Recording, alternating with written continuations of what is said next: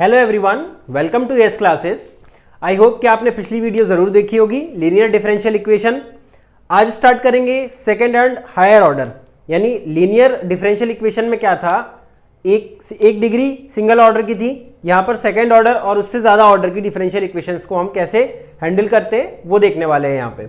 तो चलिए स्टार्ट करते हैं सेकेंड ऑर्डर डिफरेंशियल इक्वेशन। तो मैंने यहाँ पर एक जनरल फॉर्म लिखा हुआ है। तो जनरल फॉर्म देखिए क्या है, A naught D N Y upon D X N, A one D N minus one Y upon D X N minus one and so on up to A N into Y equals to X. ये capital X है, ठीक है। इसमें क्या है, ये general form है actually. तो जनरल फॉर्म में देखिए ए नॉट ए वन क्या है, A naught A one up to A N, ये हमारा है कॉन्स्टेंट्स, ठीक है। ये कॉन्स्टेंट्स हो गए। उसके बाद जो कैपिटल एक्स है, कैपिटल एक्स जो होगा वो हमारा होगा क्या, देखिए फंक्शन ऑफ क्या होगा, या तो होगा वो independent variable, function of independent variable, ठीक। और वो पता है आपको कि इंडिपेंडेंट वेरिएबल क्या होता है, एक्स होगा यहां पर फंक्शन ऑफ इंडिपेंडेंट वेरिएबल, या फिर वो कांस्टेंट भी हो सकता है, ठीक है, कांस्टेंट भी हो सकता है। तो धीरे धीरे बात करेंगे। तो x ये हो गया और a नॉट ए वन हो गए। अब धीरे धीरे हम क्या बात करेंगे कि ये d के इतने सारे फॉर्म जो दिए हैं डिफरेंशिएशन में, इनको कैसे लिखते हैं। तो इनमें करते क्या है, जो d बाई डी वाई होगा, sorry d by D x, ठीक है, y को छोड़ दीजिए, इसको आपको सब्सटीट्यूट करना है d, ठीक है। सेकेंड ऑर्डर में या सेकेंड से ज्यादा ऑर्डर की भी डिफरेंशियल इक्वेशन होगी तो d बाई डी एक्स जितने भी जगह आएगा उसको d पुट करना है आपको, ठीक है। अब जैसे d2 upon D x square आता है, y की बात नहीं कर रहा हूं अभी, देखिए क्यों ऐसे मैं बोल रहा हूं, देखते हैं आगे, D square and so on, इस टाइप से आपको लिखते जाना है। अगर हम ऐसे लिखेंगे तो उससे हमें क्या बेनिफिट होने वाला है वो देखिए आप। अब मैं लिखता हूं यहां पर, तो अगर मैं इसको लिख दूंगा तो ए नॉट डी पावर एन और y यहां नहीं था तो y तो यहां होगा ही, then A one D to the power N minus one Y होगा, A two D to the power N minus two Y होगा, and so on up to A N और y इक्वल्स टू क्या होगा, देखिए x, capital x ये। अब इसमें क्या है, अब y कॉमन कर लीजिए और बाहर क्या बचेगा, A naught D to the power N. तो मैं इसको क्या करता हूं, फंक्शन ऑफ d लिख लेता हूं, कुछ फंक्शन ऑफ d होगा और y इक्वल्स टू एक्स होगा ये, ठीक है। इस टाइप से मैंने इसको यहां पर रीअरेंज करके और फंक्शन ऑफ d लिख दिया, A naught D to the power N plus A one D to the power N minus one. इस टाइप से ये जो बनेगा वो बनेगा F of D into Y सब में कॉमन है, देन इक्वल्स टू एक्स। अब यहां पर क्या होता है, देखिए इस इक्वेशन पे देखिए, फंक्शन ऑफ d एक इक्वेशन बनाएगा मेरे सामने, उसको देखेंगे हम क्या होगा। y हमारा क्या था, डिपेंडेंट वेरिएबल था, और x जो होगा कैपिटल x पर दो केस बनेंगे, ठीक है। क्या केस बनेंगे उसको देखते हैं। तो कैपिटल x जो होगा, अगर केस वन की बात करते हैं तो केस वन अगर मैं लूं कि कैपिटल x ही जीरो हो जाए, ठीक है, कैपिटल x जीरो हो जाए, यानी यहाँ पे राइट साइड में कोई फंक्शन ना दिया हो, ना ही कोई कांस्टेंट हो, तो क्या होगा, देखिए इसका सॉल्यूशन आप जब भी लिखने जाएंगे तो कैसे लिखेंगे, सॉल्यूशन लिखने के लिए बता रहा हूँ ये मैं। तो सॉल्यूशन में क्या आएगा, सिर्फ F of D equals to zero को जो सॉल्व करके मिलेगा मुझे, वही मेरा सॉल्यूशन होने वाला है। तो सॉल्यूशन को भी कैसे लिखते हैं उसके बारे में भी बात करेंगे। और केस टू क्या होगा, केस टू होगा कि कैपिटल एक्स जीरो ना हो, तब कैसे सॉल्यूशन लिखना है। तो ये दो केस होंगे कैपिटल एक्स को लेकर, ठीक है। तो अभी बात करने वाला हूं दोनों केस की। और जनरल सॉल्यूशन क्या होता है, जनरल सॉल्यूशन में क्या क्या पार्ट होते हैं, तो देखते हैं जनरल सॉल्यूशन। तो देखते हैं क्या है जनरल सॉल्यूशन। देखिए ये इक्वेशन आपको पता है, F of D Y equals to X. तो इसमें क्या है जनरल सॉल्यूशन, जनरल सॉल्यूशन को लिखते कैसे हैं, जनरल सॉल्यूशन y के लिए होगा तो y equals to C F plus P I. C F क्या होता है, देखिए सी एफ जो होगा वो है कॉम्प्लीमेंट्री फंक्शन, कॉम्प्लीमेंट्री फंक्शन।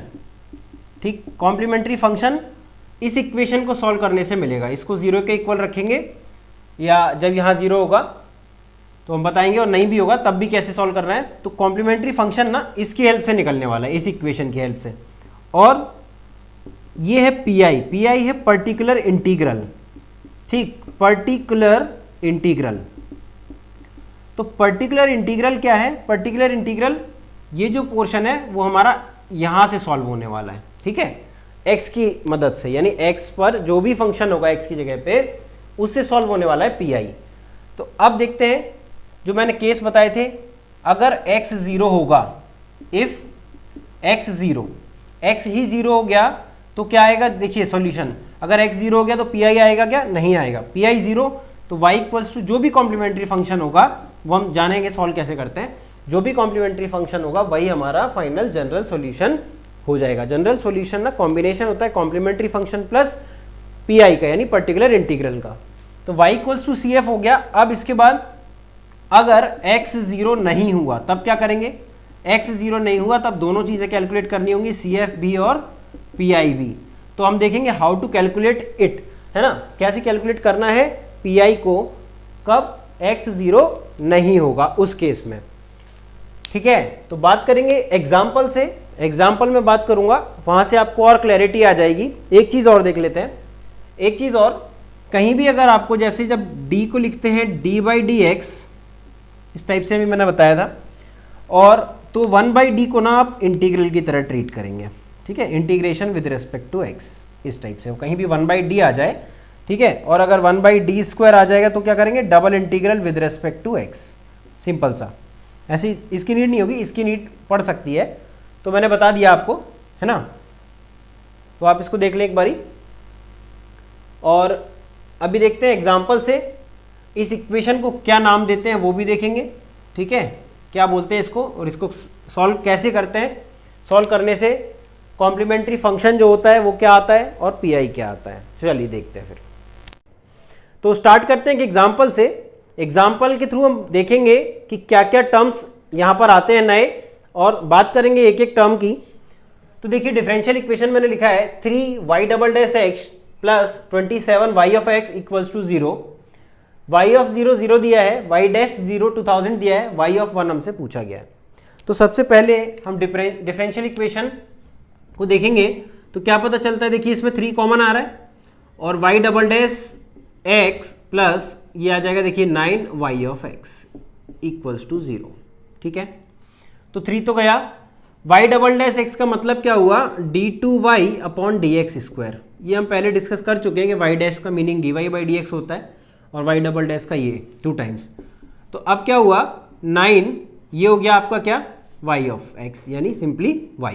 यहाँ पे भी y ऑफ x लिख सकते थे, मैंने y लिख दिया डायरेक्ट, इक्वल्स टू 0।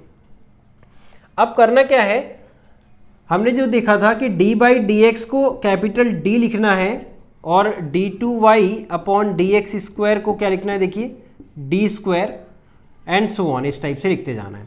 तो यहाँ पर उसी तरीके से हम पुट करेंगे तो क्या आएगा? देखिए d²y, ये हो गया d² और y plus 9y equals to 0। ठीक है, ये 9y इक्वल्स टू 0। यहाँ से y कॉमन आएगा। ठीक है, y कॉमन आएगा और y कॉमन आएगा तो देखिए d² प्लस 9 इक्वल्स टू 0।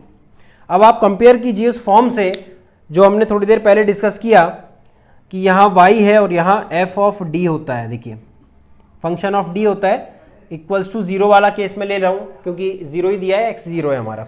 तो अब होगा क्या कि फंक्शन ऑफ d जो है वो क्या आ रहा है? देखिए कंपेयर होके यहाँ लिखता हूँ, फंक्शन ऑफ d जो आ रहा है मेरे पास वो आ रहा है d² प्लस 9।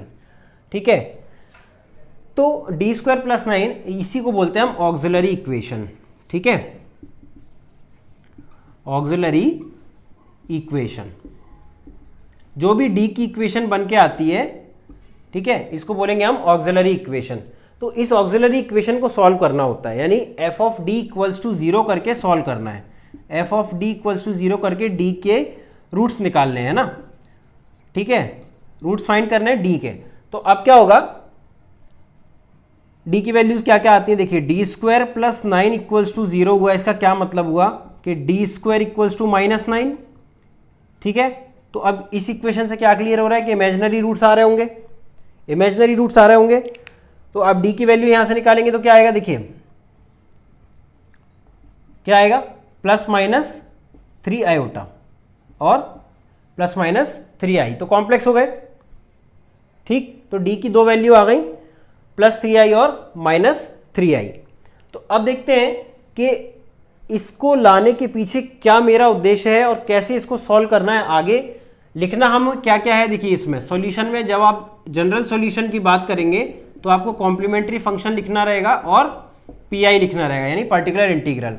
तो इस क्वेश्चन, इस पर्टिकुलर इक्वेशन के लिए जब आप x 0 के लिए सॉल्व कर रहे हैं तो पी आई तो 0 हो गया, और पी आई 0 हो गया तो इसका तो कोई काम ही नहीं है इस केस में।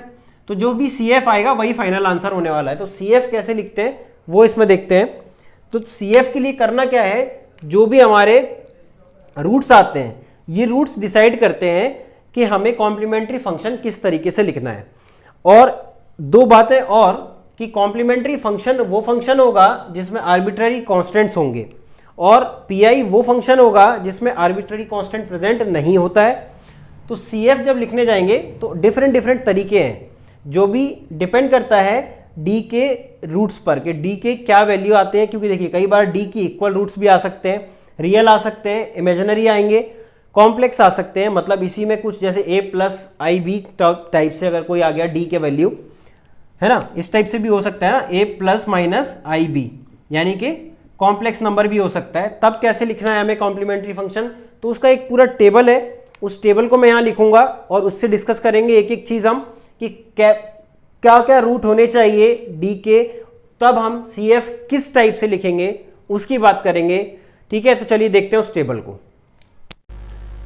तो आइए बात करते हैं कि कैसे सॉल्व करते हैं कॉम्प्लीमेंट्री फंक्शन को जब डिफरेंट डिफरेंट रूट्स आते हैं, डी वैल्यू जब अलग अलग होंगी तब कैसे सॉल्व करते हैं। देखिए यहाँ मैंने एक टेबल बनाई है जिसमें नेचर ऑफ रूट्स लिखा है और उधर सी एफ यानी कॉम्प्लीमेंट्री फंक्शन रहेगा।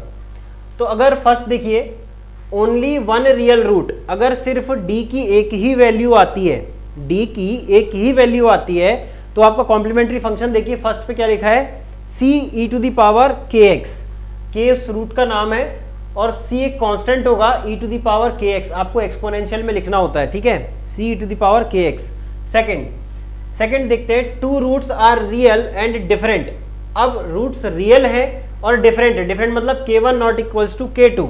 इसके मतलब क्या हुआ इसका कि c1e⁴k1x प्लस c2e⁴k2x दो आर्बिट्ररी कांस्टेंट होंगे कॉम्प्लीमेंट्री फंक्शन में, और एक्सपोनेंशियल में कॉम्प्लीमेंट्री फंक्शन लिखा जाता है, ठीक।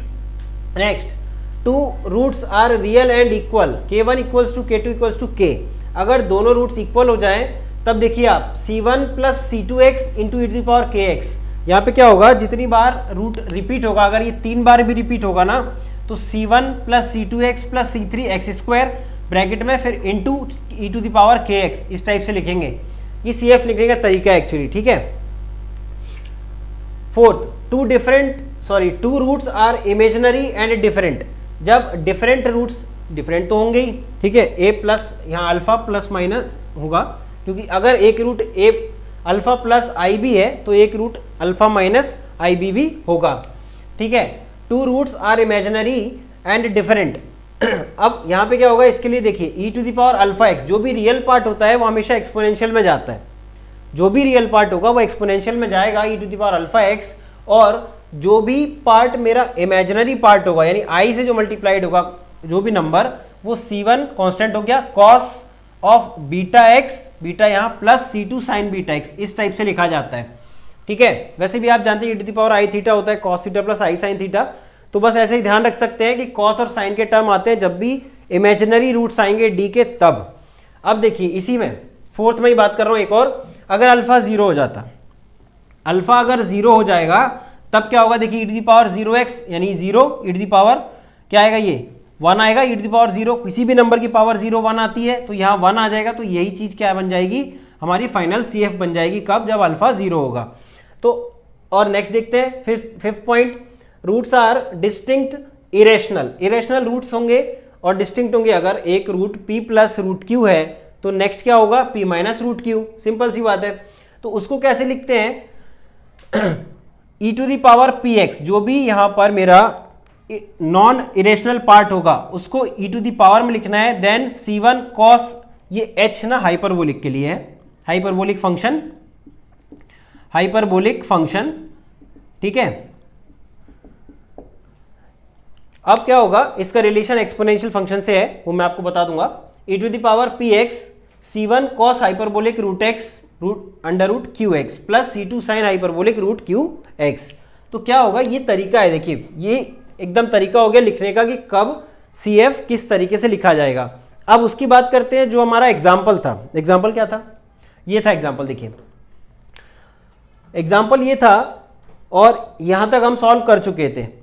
d equals two plus minus 3i हम निकाल चुके थे। अब हमें डायरेक्ट CF लिखना है। CF अगर आप कंपेयर करेंगे तो कहां से कंपेयर होगा, two roots are imaginary and different, यहां से कंपेयर होगा और उसमें भी क्या होगा, देखिए रियल पार्ट 0 है, रियल पार्ट यहां नहीं है ना, ये मतलब क्या हुआ, अल्फा 0 है और अल्फा 0 है, उसके लिए क्या आएगा, complementary function e to the power 0x यानी 1 हो गया, c1 cos beta x plus c2 sin beta x, और बीटा की वैल्यू यहां से कंपेयर करके 3 लिख सकते हैं। तो डायरेक्ट कॉम्प्लीमेंट्री फंक्शन लिखिए, देखिए c1 cos 3x plus c2 sin 3x, ठीक है, ये कॉम्प्लीमेंट्री फंक्शन हो गया। और फाइनल जनरल सॉल्यूशन भी यही होगा क्योंकि जनरल सॉल्यूशन ही कॉम्प्लीमेंट्री फंक्शन है इस केस में, बिकॉज पी जो है हमारा वो 0 है।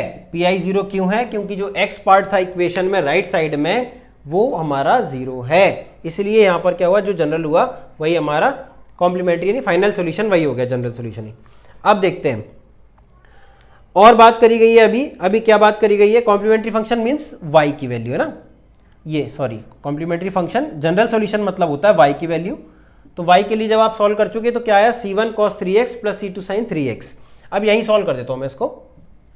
तो देखिए कंडीशन देखिए, y ऑफ 0 1 दिया हुआ है, मतलब क्या हुआ, ये आपको पता है कि ये जो वैल्यू है वो x की है तो ये y की वैल्यू होगी, है ना, ये 1। अब क्या मतलब हुआ कि x आप 0 रखिए और y को 1 रख दीजिए। तो देखिए y को 1 रख दिया और x को 0, c1 cos 0 1 होता है, c1 आएगा प्लस sin 0 0 हो गया, ये खत्म हो गया, यानी c1 की वैल्यू 1 आ गई यहां से। ये जो कंडीशंस दी होती हैं क्यों दी होती हैं, ताकि आप c1 c2 यानी जो आर्बिट्ररी कांस्टेंट आ रहे हैं इनको इवेल्युएट कर सकें। तो c1 आ गया। अब देखिए ध्यान से y डैश दिया हुआ है, मतलब क्या हुआ, इस इक्वेशन को डिफरेंशिएट करना पड़ेगा और उसके बाद आपको सॉल्व करना पड़ेगा। तो यहां लिख रहा हूं मैं, ध्यान से देखिएगा, डिफरेंशिएशन स्पेस कम है थोड़ा, तो आप ध्यान से देखते रहिएगा साथ में। y डैश अगर मैं डायरेक्ट लिखता हूं यहां पर y डैश, तो y डैश देखिए क्या होगा, इसका डिफरेंशिएशन यानी c1 तो एज इट इज है, cos का डिफरेंशिएशन माइनस sin x, फॉर्मूले पता है आपको, तो माइनस ये c1 और sin 3x, और 3x का डिफरेंशिएशन क्या हुआ 3, तो ये मल्टीप्लाई कर दिया आगे।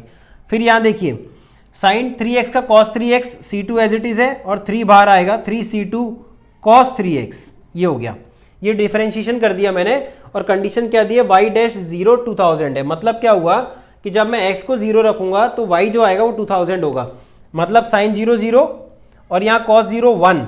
तो इसका मतलब क्या हुआ कि जो y डैश होगा, यानी ये तो लेफ्ट साइड में 2000 हो गया, तो 2000 equals to minus 3 sin 1, sorry minus 3 c1, तो माइनस 3 c1 क्या है 1, आप कैलकुलेट कर चुके 1, और sin 0 ये तो वैसे भी 0 हो जाएगा, तो ये पार्ट तो खत्म ही हो गया। ये पार्ट देखिए अब आप 3c2 और cos 0 1, तो cos 0 1 यानी 3c2 इक्वल्स टू 2000। तो यहाँ से c2 कितना निकल के आ रहा है, c2 आपका आएगा 2000/3। तो c2 मिल गया, c1 मिल गया। अब आपको करना क्या है, आपको करना बस इतना है कि आपको c1 पुट करना है 1 और c2 पुट करना है 2000/3। तो आपका फाइनल सॉल्यूशन यहाँ पर y इक्वल्स टू क्या आएगा, देखिए मैं यहाँ लिखता हूँ, फाइनल सॉल्यूशन आप लिखिए y इक्वल्स टू c1 1 है cos 3x प्लस, और c2 की वैल्यू है देखिए 2000/3 sin 3x। तो ये आपका फाइनल आंसर हो गया, ठीक है। अब क्या हुआ कि ये फाइनल आंसर निकल आया, मतलब पीआई की जरूरत तो थी नहीं, तो सीएफ ही हमारा फाइनल आंसर हो गया। इस टाइप से आपको सॉल्व करना है हायर ऑर्डर के डिफरेंशियल इक्वेशंस को। पहले ऑक्सिलरी इक्वेशन क्रिएट कीजिए यहाँ से, और उसके बाद उसके रूट्स निकालिए, देन टेबल से कंपेयर कीजिए, कॉम्प्लीमेंट्री फंक्शन लिखिए, अब ज़रूरत क्या पड़ेगी, जब x 0 नहीं होगा, x मतलब कैपिटल X जो राइट साइड लिखते थे वो 0 नहीं होगा, उसके केस में बताने वाला हूँ इसके बाद। तो अभी तो 0 का केस था, तो यहाँ पे जो कॉम्प्लीमेंट्री फंक्शन हुआ वो आपका सिंपल जनरल सॉल्यूशन हो गया। अब आगे बात करने वाला हूँ जब x 0 नहीं होगा तब देखेंगे क्या टाइप बनते हैं और क्या केस होते हैं। तो आप क्या करना, केस कंप्लीट आप टेबल का स्क्रीनशॉट ले सकते हैं ताकि आपको एक ही जगह पे सारी कॉम्प्लीमेंट्री फंक्शन लिखने के तरीके मिल जाएंगे। ठीक है, आप देख लीजिए एक बारी, फिर हम आगे बढ़ते हैं धीरे धीरे। चलिए तो बात करते हैं फिर आगे। ठीक है, एक एग्जाम्पल की बात करूंगा यहां पर मैं। तो देखिए एग्जाम्पल है y triple dash minus 6y double dash plus 12y dash minus 8y equals to e to the power 2x। इसमें आप ध्यान से देखिए, जहां x टर्म होता था कैपिटल X टर्म, वो यहां पे क्या है, नॉन जीरो है, e to the power 2x है, यानी एक्सपोनेंशियल टर्म दिया हुआ है e to the power 2x। तो इसको करते कैसे हैं, इसको मैं नाम दे रहा हूं टाइप 1, है ना। एग्जाम्पल से डिस्कस करेंगे, लेकिन ये टाइप 1 फॉर्म होगा कि कब, जब एक्सपोनेंशियल टर्म राइट साइड दिया हो। ठीक है, अब आप इससे कंपेयर कीजिए, F of D into Y equals to X. तो क्या होगा, जब भी आप जनरल सॉल्यूशन यहां निकालेंगे तो आपको सी एफ भी कैलकुलेट करना है प्लस पी आई भी कैलकुलेट करना होगा यहां पर, पी आई क्योंकि राइट साइड जीरो नहीं है। अब होगा क्या कि सी एफ तो आपको पता चल जाएगा आसानी से। तो देखिए सी एफ के लिए कैसे सॉल्व करते हैं, पहले उससे पहले ऑक्सिलरी इक्वेशन बनाना जरूरी है। ऑक्सिलरी इक्वेशन बनाते हैं पहले, क्या होता है ऑक्सिलरी इक्वेशन देखिए, D cube minus 6d square plus 12d plus minus 8 equals to 0, यही बनेगी क्यूबिक इक्वेशन है। अब क्यूबिक इक्वेशन को सॉल्व कैसे करते हैं, तो क्यूबिक इक्वेशन को सॉल्व हमेशा ना फर्स्ट जो रूट होगा आपको ऑब्जर्व करना पड़ेगा या हिट एंड ट्रायल करना पड़ता है पहले रूट के लिए। तो पहला रूट जनरली जो एग्जाम में क्वेश्चन आते हैं 95% और 98% समझ लीजिए लगभग, क्वेश्चन ऐसा आता है कि -2 से लेकर 2 तक के बीच के इंटीजर जो होते हैं वो पहला रूट डिसाइड कर देते हैं। तो अगर आप देखेंगे इसमें d इक्वल्स टू, अगर मैं 1 पुट करता हूं, ठीक है, मुझे नहीं पता है, 1 पुट करूंगा, d इक्वल्स टू 1 पुट करूंगा तो देखिए कितना आएगा, 1 माइनस 6 प्लस 12 माइनस 8। ठीक है, क्या ये 0 आ रहा है, तो देखिए 13 और 13 माइनस 14 ये आएगा -1, यानी 0 नहीं आ रहा है, मतलब d इक्वल्स टू 1 तो रूट नहीं होगा। ठीक है, कोई बात नहीं, d इक्वल्स टू 2 ट्राई कर लेते हैं। d इक्वल्स टू 2 ट्राई करेंगे तो क्या आएगा, देखिए 8 minus 6 into 2 square 4 plus 12 into 2 24 minus 8 equals to 0। ठीक, -8 से +8 गया, 24 और 6 4 जा 24, ये कैंसिल हो जाएंगे, टोटल 0 आएगा ही आएगा, ये इक्वल्स टू 0 पहले आ गया। मतलब क्या हुआ, d इक्वल्स टू 2 इसका एक रूट होगा। तो क्यूबिक इक्वेशन का यही तरीका है। ठीक है, कैलकुलेटर अलाउड है नहीं, और कैलकुलेटर सॉल्व जो अलाउड होता है वर्चुअल गेट में हमें, उससे सॉल्व होता नहीं है क्यूबिक इक्वेशन। तो करना क्या है, हिट एंड ट्रायल ही एक मेथड रह जाता है। तो सिंपली इक्वेशन आएगी और d इक्वल्स टू 2 एक रूट आ गया, एक रूट आ गया तो बाकी रूट फाइंड कैसे करते हैं कि अब d इक्वल्स टू 2 एक रूट है, इसका मतलब क्या हुआ कि 2 को लेफ्ट साइड शिफ्ट कीजिए, d-2 जो होगा वो एक फैक्टर होगा इस इक्वेशन का, इसका ये मतलब होता है। d इक्वल्स टू 2 एक रूट है, मतलब d-2 एक फैक्टर होगा गिवन इक्वेशन का, क्यूबिक इक्वेशन का, और d-2 से आप इस इक्वेशन को डिवाइड कीजिए तो आपको बाकी एक क्या बनेगा, क्वाड्रेटिक इक्वेशन बनेगी। क्वाड्रेटिक इक्वेशन बनेगी और आप उसके जो रूट निकालेंगे तो आप फाइनली पहुंच जाएंगे बाकी के 2 रूट्स तक। तो अगर मैं इसको ऐसे सॉल्व कर रहा हूं, 6d square plus 12d minus 8, तो यहां से आप देखिए डिवाइड कीजिए तो d स्क्वायर, तो ये d cube minus 2d square, ये आपको पता है साइन चेंज करते हैं, माइनस प्लस ये कैंसिल हुआ, माइनस 4d स्क्वायर आया प्लस 12d माइनस 8, बिल्कुल साथ में बने रहिएगा, एक एक चीज़ की बात कर रहे हैं हम यहाँ पर। 4 ये d, तो देखिए माइनस 4d स्क्वायर आया, फिर यहाँ क्या आएगा देखिए प्लस 8d, फिर से यहाँ पे कैंसिल करेंगे, प्लस माइनस ये कैंसिल हुआ, 12 माइनस 8 कितना हुआ देखिए 4d आएगा और माइनस 8, फिर प्लस 4 करेंगे तो 4 इंटू डी 4d वापस और माइनस 4 टू जा 8, ठीक, कुछ नहीं बचा, कैंसिल हो गया। ये गिवन इक्वेशन ये आ गई देखिए, डिवाइड करने से ये इक्वेशन मिली क्वाड्रेटिक में, बोला था क्वाड्रेटिक आएगी D square minus 4d plus 4 equals to 0, ये इक्वेशन आएगी। अब इसके रूट्स तो आप आसानी से निकाल ही सकते हैं। कैसे निकाल सकते हैं? सिंपली अगर आप देखेंगे तो ये d माइनस 2 का स्क्वायर ही है एक्चुअली, ठीक, तो d की वैल्यू फिर से 2 आ गई और फिर से 2 आ गई, यानी कि जो 3 रूट निकलेंगे ना गिवन इक्वेशन के इसके, वो 2,2,2 3 बार आएगा, 2,2,2 3 बार, यानी 3 रूट सेम रूट हैं। तो अब मैं आपको डायरेक्ट भी बता सकता था कि 2 to 2 रूट आएंगे, लेकिन देखिए जब जिस दिन एग्जाम में आएगा ना ये सॉल्व नहीं होगा फिर डायरेक्टली, अगर आपको इतना नहीं पता होगा तो फिर दिक्कत आएगी, क्योंकि आपको ये आना चाहिए। बहुत लोग कंफ्यूज हो जाते हैं कि अब क्यूबिक आ गई छोड़ ही देते हैं क्वेश्चन को, जबकि क्वेश्चन ना कुछ भी नहीं होता है, वो बहुत ही आसान क्वेश्चन होता है। आप इसको सॉल्व करेंगे ऐसे और रूट निकालेंगे, रूट निकालने के बाद CF लिखेंगे, तो CF लिखने का तरीका आपको पता है, 3 रूट कॉमन है, 3 रूट कॉमन है मतलब क्या हुआ, C1 plus C2x plus C3x square और e to the power kx होता था तो k की वैल्यू 2 आएगी यहाँ पर, तो 2x, तो ये तो CF हो गया 2x है ना, ये तो हो गया आपका CF, ठीक। अब बात करेंगे PI की, जो कि मेन कंसर्न है हमारा इस टाइप का, जो टाइप 1 मैंने लिखा है, तो उसका देखिए बात करते हैं PI की। अब PI क्या होगा, तो PI की बात कर लेता हूं मैं। तो देखिए PI यहां से निकालेंगे y equals to capital X upon F of D, upon F of D करेंगे आप, तब आपका क्या निकलेगा, PI के लिए सॉल्यूशन निकलने वाला है उससे। तो देखते हैं हम क्या होगा, यहां लिखते हैं PI के लिए आप सॉल्व करेंगे तो देखिए क्या आएगा, e to the power 2x, ये तो हो गया कैपिटल X की जगह पर एफ ऑफ डी हमें पता है, D cube minus 6d square plus 12d और माइनस 8, ठीक। तो अब सॉल्व कैसे करना होता है जब e टू दी पावर दिया होता है, तो मैं आपको बताता हूं तरीका। e to the power alpha x अगर लिखा है और नीचे फंक्शन ऑफ d है, ठीक, ऐसा अगर है तो करना क्या है, d रिप्लेस्ड बाय अल्फा, बस खत्म, d को अल्फा से रिप्लेस कर दीजिए और जो भी यहां नंबर आएगा और e to the power 2x upon वो नंबर, वही आंसर हो जाएगा PI का, बात खत्म, ठीक है। बट ये बात ना अधूरी है, अभी अधूरी बात है, तो पूरी बात करते हैं।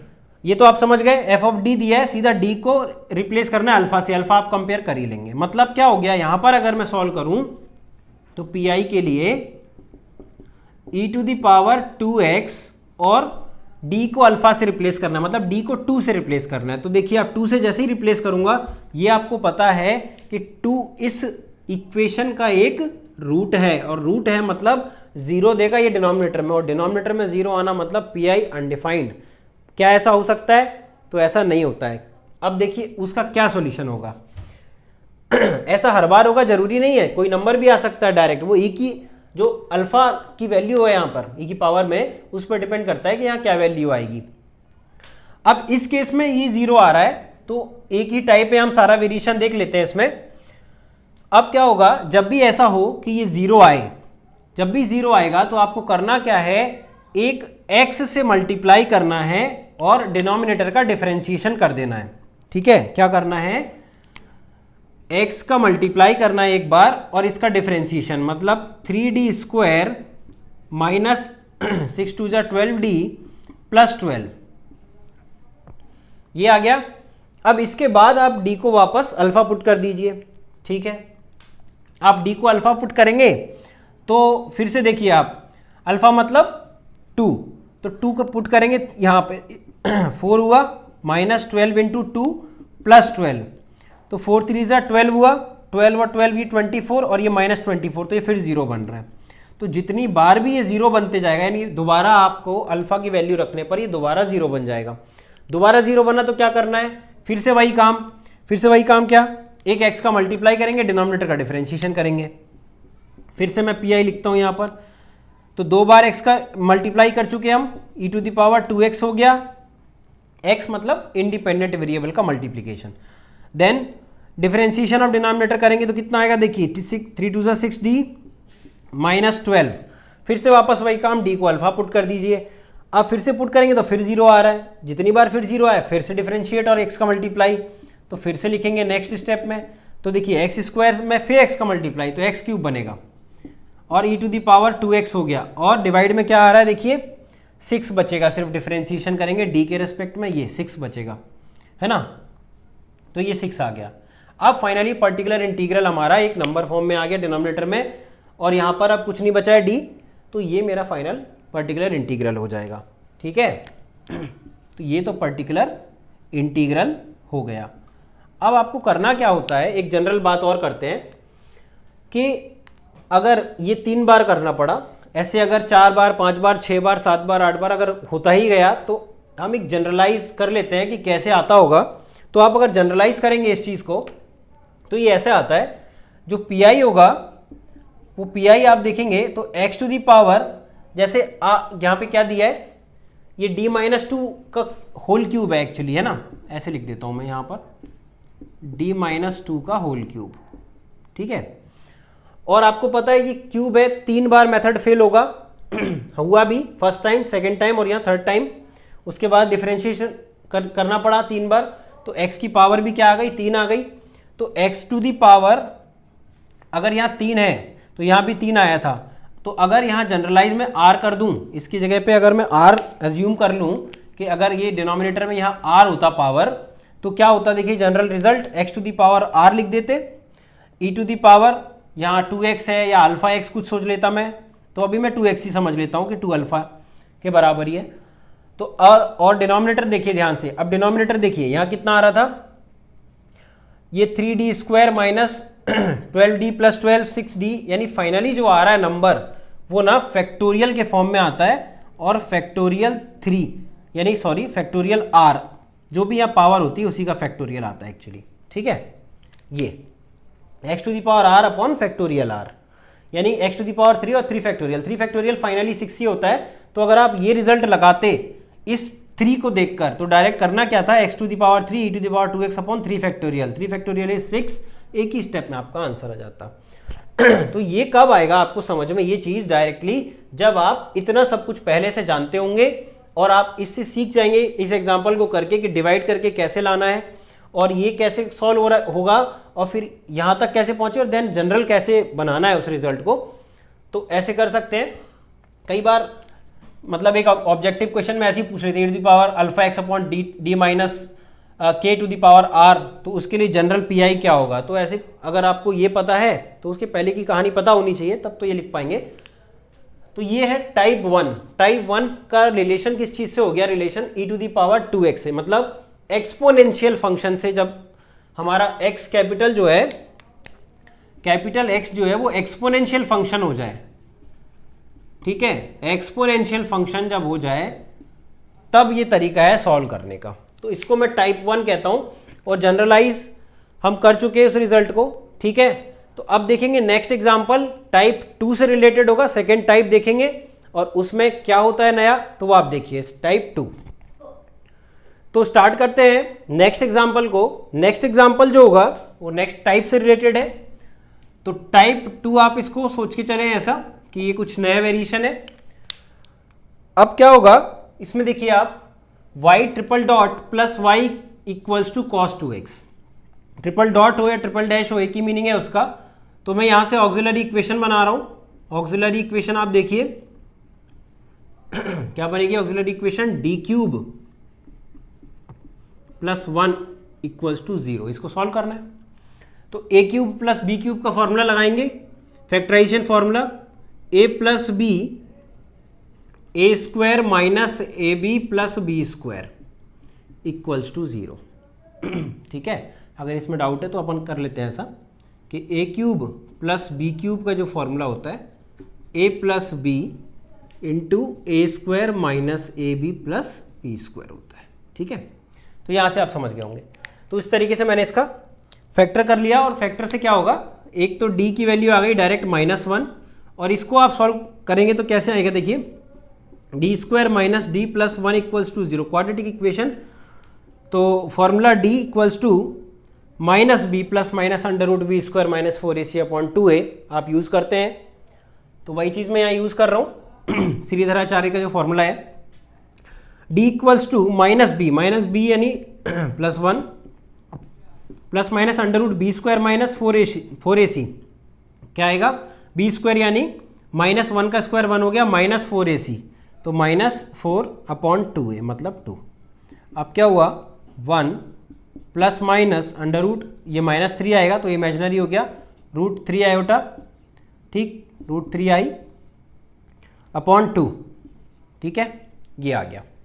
तो d की दो वैल्यू आ गई, 1 plus minus √3 i/2, 1 minus √3i/2, एक बार प्लस साइन के साथ एक बार माइनस, तो 2 ये वैल्यू और एक ये, 3 वैल्यू हो गई, एक यहाँ 1 और ये 2 3, 3 ही वैल्यू आनी चाहिए थी, वो आ गई। अब आप इसका CF लिखेंगे सबसे पहले, PI की तो मैं बाद में बात करूंगा, पहले CF लिखना जरूरी है। तो CF लिखते हैं, CF कॉम्प्लीमेंट्री फंक्शन जो कि आर्बिट्ररी कॉन्स्टेंट्स को यूज करेगा।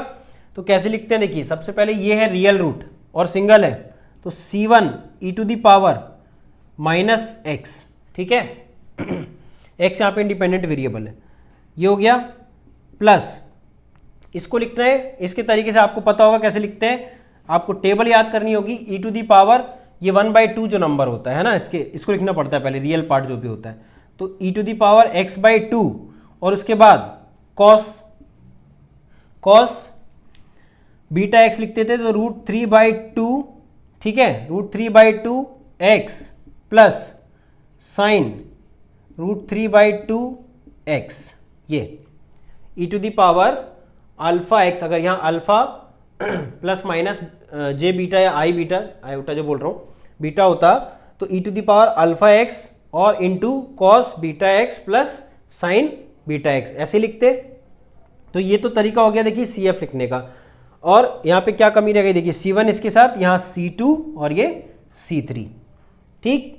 तो CF तो लिख दिया हमने कि आर्बिट्ररी कांस्टेंट, और ये तरीका हो गया। तो पहले आपने क्या किया, इस रियल रूट को लिखा यहाँ पर और इन दोनों को यहाँ तरीके से लिख दिया, उसका जो टेबल का फॉर्म था। तो चलिए ये तो ठीक है। अब मेन क्या है, मेन इस टाइप का जो मुद्दा है वो क्या है मेरा, इसको सॉल्व करना। तो ये आप देख लीजिए एक बारी, इसको रब करते हैं फिर देखते हैं आगे। cos 2x जो है, cos 2x को कैसे सॉल्व करते हैं, तो उसके लिए क्या करेंगे cos 2x अपॉन d³ + 1, ये तो हुआ PI, ये आप समझ गए होंगे कि राइट साइड जो भी x है cos 2x अपॉन जो भी इक्वेशन है हमारी d³ + 1, ठीक, d³ + 1। जब भी cos और साइन दिए हों, टाइप 2 यही कहता है, cos और साइन दिए हों कैपिटल X की जगह पर, तो करना क्या है, d² को रिप्लेस करना है डायरेक्ट। d² यानी डिनोमिनेटर में d² नहीं है तो बनाओ, और है तो डायरेक्ट रिप्लेस करो। d² = -a²। अब a क्या है वो देखते हैं। तो d² को लिखना है, d² = -a²। अब देखिए -a² मतलब क्या है, a वही नंबर है जो cos का जो कोएफिशिएंट है ना एंगल में, x के अंदर जो कोएफिशिएंट होगा x से मल्टीप्लाइड, वही है a वैल्यू। तो a की वैल्यू यहाँ 2 हो गई इस क्वेश्चन में, 2², यानी d² जो रिप्लेस होगा वो -4 से रिप्लेस होगा। तो d² को -4 रखना है, ये माइनस ना बाहर है, ये कन्फ्यूजन हो जाता है कभी कभी, जल्दी जल्दी में लिखते समय गलत कर जाते हैं, माइनस बाहर है देन a² है। तो d² ना -4 से रिप्लेस होगा, और जो PI होगा तो PI फाइनली क्या आएगा, देखिए cos 2x, और जो d³ है उसको मैं ऐसे लिख सकता हूँ क्या, d² × d, ठीक है। इसके बाद cos 2x अपॉन d² मेरा हो गया -4 × d + 1, ठीक है। अब ये PI आ गया, देखिए cos 2x अपॉन 1 - 4d, ये आ गया। यहाँ से क्या d² सारे टर्म है, अभी नहीं है, नहीं है तो जनरेट करना है। कैसे जनरेट होगा, ऐसी स्थिति में क्या करना है, हमेशा रैशनलाइजेशन, किस चीज़ का रैशनलाइजेशन, डिनोमिनेटर का। तो कैसे करते हैं डिनोमिनेटर का रैशनलाइजेशन, 1 + 4d और 1 + 4d से मल्टीप्लाई कर दिया न्यूमरेटर और डिनोमिनेटर में, सिंपल हो गया। तो 1 + 4d × cos 2x upon denominator में क्या आएगा, a - b, a + b का फॉर्मूला a² - b²। तो देखिए क्या होगा, 1 - 16, 4 × 4 = 16 d²। ठीक है। अब आप ध्यान से देखिए, डिनोमिनेटर में डी स्क्वायर टर्म जनरेट हो चुका है और न्यूमिनेटर में डी होगा, उसका मतलब आपको पता है डिफरेंशिएशन है, ठीक है। देखेंगे आगे, इसके आगे यहां सॉल्व करते हैं। चलिए अब देखिए 1 + 4d एज इट इज है, 1 + 4d इंटू cos 2x, ये एज इट इज हो गया, और डिनोमिनेटर में क्या है 1 - 16d²। डी स्क्वायर को क्या रखना है, ध्यान से देखिए, डी स्क्वायर को -4 रखना है, डी स्क्वायर को -4 रखना है, -4 होगा। cos 2x तो ठीक है, चलिए 1 प्लस इसको ऐसे ही रखते हैं, लास्ट में सॉल्व करेंगे। 4d cos 2x, डिनोमिनेटर बताइए कितना आ रहा है 1, 16 4, ये 16 × 4 क्या आएगा, देखिए माइनस माइनस प्लस हुआ और ये 64 हो गया। और इसके बाद क्या आएगा 1 + 4d इंटू cos 2x और बाई 65, ये हो गया, ठीक है। अब करना क्या है, cos 2x का अंदर मल्टीप्लाई कीजिए, तो देखिए cos 2x + 4d of cos 2x, मतलब डिफरेंशिएशन ऑफ cos 2x, ठीक है। इसका मतलब यही हुआ, differentiation of cos 2x overall divide by 65। यहां तक आप क्लियर हो गया होगा, देख लीजिए। फिर आगे देखिए, यहां से हटा के लिखता हूं, आगे क्या होगा cos 2x + 4 टाइम्स, तो देखिए cos 2x + 4 तो 4 है, डिफरेंशिएशन ऑफ cos 2x, देखिए cos 2x का डिफरेंशिएशन आएगा -sin 2x और 2x का डिफरेंशिएशन 2, चेन रूल, और 2 बाहर आएगा, तो ये तो हो गया 4, ये वो 2 हो गया जो बाहर आने वाला है, cos 2x का हो गया sin 2x, और एक नेगेटिव साइन आएगा, ध्यान रखिए। तो इस प्लस को मैं नेगेटिव लिख रहा हूं, डिवाइड बाई 65। फाइनली फिर लिखते हैं जो PI है, इसको हम सॉल्व करते आ रहे थे, ये PI आपका होगा cos 2x -8 sin 2x upon 65, ठीक, ये PI हुआ। जब इतनी कहानी हो ही गई है तो आप जनरल सॉल्यूशन लिखते हैं पूरी। जनरल सॉल्यूशन क्या आया था, देखिए जनरल सॉल्यूशन होता है CF + PI। तो अब आपको जनरल सॉल्यूशन अगर लिखना है तो CF आपको पता है क्या आया था, e⁻x/2, क्या आया था, d इक्वल्स टू, ये d इक्वल्स टू -1 आया था, तो e⁻−x होगा पहला, प्लस e⁻x/2, और यहाँ था ये C1 हो गया, C2 cos √3/2x plus C3 cos sin √3/2x, ये तो हो गया पूरा CF, प्लस इसमें आप ये PIF का ऐड कर दो, तो cos 2x -8 sin 2x by 65, ये कंप्लीट हुआ सॉल्यूशन। एग्जाम में कंप्लीट नहीं करवाता है, ठीक। अब एग्जाम में क्या करवाता है उसकी बात करता हूँ, 1 मिनट। देखिए क्या है, एग्जाम में क्या करवाएगा कि पूछ सकता है सिर्फ PI बताइए, 4 ऑप्शन दे देगा। उसके अलावा और क्या कर सकता है, वो कह सकता है कि यहाँ पर जो तरीका होता है ना हमें करने का, d² को -(a²), वो पूछ सकता है सिंपली एक 1 मार्क क्वेश्चन में, ठीक। और मेन यहाँ पर क्या है, आपको इसके फैक्टर आने चाहिए। कई बार क्या होता है, बहुत कुछ जानने के बाद हम ऐसी छोटी चीज़ में गलती कर जाते हैं, तो हमको फैक्टर पता होने चाहिए, d³ + 1, इसका फैक्टर आसानी से हम निकाल पाएँ। और उसके बाद फाइनली जनरल सॉल्यूशन हो गया CF + PI। तो आई होप कि आपको ये सेकंड टाइप समझ में आया होगा, d² = -(a²). a वो नंबर होता है जो cos के अंदर, यानी जैसे cos है या sin है, यहाँ पर cos और sin के लिए वैलिड है सिर्फ ये। आगे देखेंगे अब tan होगा तब क्या होगा, तब की कहानी अलग है। तो अभी टाइप 2 तक ही मैं डिस्कस करता हूँ, क्योंकि फिर वीडियो मतलब लंबा हो जाएगा, वीडियो बिना मतलब, तो कोई फ़ायदा नहीं है उस चीज़ का। मेन ये है अभी कि टाइप 3, टाइप 4, टाइप 5 आने वाले हैं, नेक्स्ट वीडियो में आप देखना। आई होप कि आपने इस चीज़ को एंजॉय किया होगा। बहुत ही इंपॉर्टेंट बन जाता है जब डायरेक्ट क्वेश्चन आएगा और कोई स्टूडेंट अगर ये सब चीज़ जानने के बाद एग्जाम में बैठता है और ऐसा क्वेश्चन करके आता है, एक कॉन्फिडेंस लेवल ही अलग हो जाता है। तो मेरा मुद्दा ये है कहने का कि आप मैथ्स में डिफरेंशियल इक्वेशन तो पढ़ा ही रहे, पढ़ते ही हैं और आसान भी है। ऐसे ही धीरे धीरे एक एक टॉपिक को हम कवर करते जाएंगे, चाहे वो कैलकुलस हो, कॉम्प्लेक्स वेरिएबल, न्यूमेरिकल मेथड्स, कहीं कुछ नहीं छोड़ने वाले हैं, जरा सी भी चीज़। मेरा कहना ये है कि आप जिस दिन एग्जाम में बैठें, आप वहाँ से आउट ऑफ आउट मार्क्स, अगर वो 12 मार्क्स का आता है मैथ्स अगर गेट में, तो उतना ही आ जाए, ठीक। अगर एक आध क्वेश्चन ऊपर नीचे होता है तो 11 12 में से 11 या 14 में से 13 इतना हो जाए, ऐसी मेरी कोशिश है कि आपको ना किसी चीज़ से आप दूर ना रहे, पता चले वहाँ जाके कोई नई चीज़ आ गई ऐसा आपको ना लगे, तो आपको कॉन्फिडेंस आएगा। आप क्वेश्चन के साथ रहे, पूरा एंड तक देखा करें वीडियो को, ठीक है। पसंद आता है बिल्कुल लाइक कीजिए, चैनल को आप सब्सक्राइब कर लें ताकि अपडेट्स आपको मिलते रहेंगे, ठीक है। तो मिलते हैं हम नेक्स्ट वीडियो में नेक्स्ट टाइप के साथ। Okay, thank you.